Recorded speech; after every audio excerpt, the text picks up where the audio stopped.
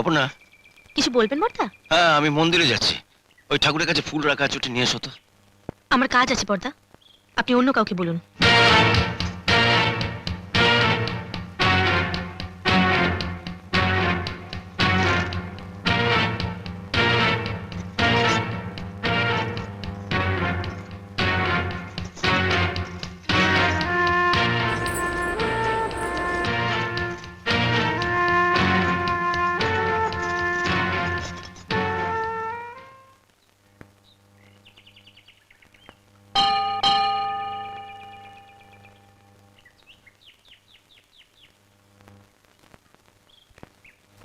আরে এসো এসো বৈদ্যনাথ, আরে কি মনে করে? খুশির খবর আছে। আচ্ছা, ছেলে পক্ষ খবর পাঠিয়েছে, মেয়ে পছন্দ করেছে ওরা। আরে পছন্দ করবে নাই বা কেন? এমন লক্ষ্মী প্রতিমার মতন মেয়ে। না না মোহন, এসব তোমার আশীর্বাদের ফল। আরে ছি ছি, এসব কি বলছো? কতবার তো কত লোক এলো, কিছুই হলো না। এবার যখন দেখতে আসার কথা হলো, তখন অমেনই বলল, বৈদ্যনাথ, মেয়ে দেখার সময় মোহনকে উপস্থিত রেখো, দেখবে কাজ হয়ে গেছে। ভগবানের আশীর্বাদ তাই হলো। আমাকে আর লজ্জা দিও না বৈদ্যনাথ, সব ওপরওয়ালার ইচ্ছে। মোহন তো আমার বন্ধু, তাই যত সব উল্টো পাল্টা কথা। না, ও কথা বলো না। আমি সুখবর পেয়ে প্রথমেই তোমার কাছে ছুটে এসেছি। মেয়েকে ভালো করে আশীর্বাদ করে দাও। আমি আর কি আশীর্বাদ করবো? এই দেখো, দাঁড়ো দাঁড়ো দাঁড়ো, এই তো অপর্ণা, ওখানে ঠাকুরের প্রসাদ আছে, একটু নিয়ে এসো তো। যাও, প্রণাম কর, প্রণাম কর। আরে থাক থাক থাক থাক থাক থাক, ভগবান তোমার মঙ্গল করো।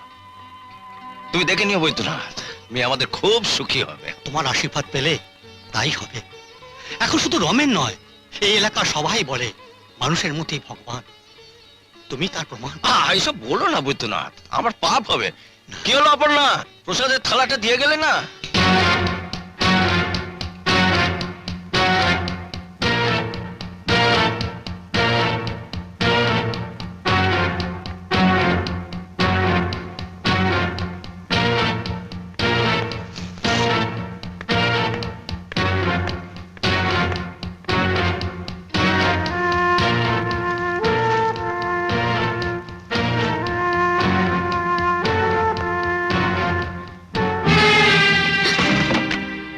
বড়দা তোমার কাছ থেকে ঠাকুরের প্রসাদটা চেয়েছিলেন,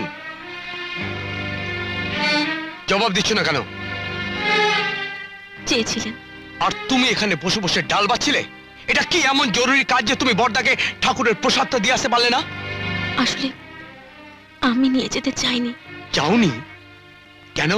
ছোটবেলা থেকে শুনে আসছি আমি অপয়া, তাই তাই কেউ কোনো শুভ কাজে বেরোবার সময় আমাকে সামনে আসতে দিত না।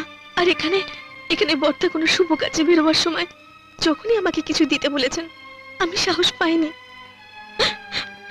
মনে হয়েছে বর্দার যদি কোনো অমঙ্গল হয়। আজও আশীর্বাদের জন্য যখন মায়ের প্রসাদ চাইলেন, তখন আমার ভয় হলো। মনে হলো আমার হাতে করে দেওয়া প্রসাদে ওনার যদি কোনো শুভ কাজ পণ্ড হয়ে যায়। তাই তাই